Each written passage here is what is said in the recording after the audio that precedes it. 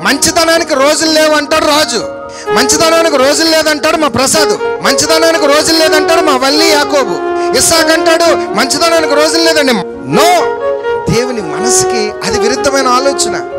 ఇప్పుడు నువ్వు చాలా కష్టం అనిపిస్తున్నావు, నువ్వు చాలా అన్యాయం అనిపిస్తున్నావు, నువ్వు తప్పు చేయకుండా కొన్ని నిందలు పడుతున్నావు, నువ్వు అనేకమైన దుర్మార్గమైన అణిచివేతను గురవుతున్నావు. కానీ నువ్వు నీ నీతిని వదులుకోవద్దు. దేవునికి స్తోత్రం చెప్పండి.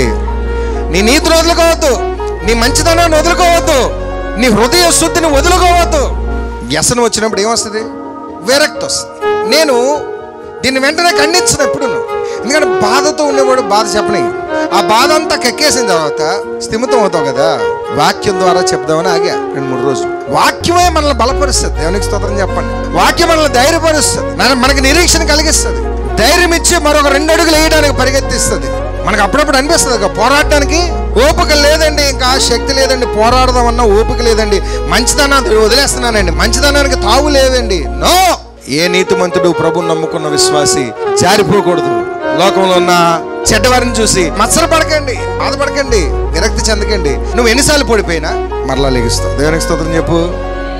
నీతిమంతుడు 7 మార్లు పడిపోయినా తిరిగి లెగుస్తాడు. దేవునికి స్తోత్రం చెప్పు. ఆ ధైర్యంతోనే కొనసాగాలి.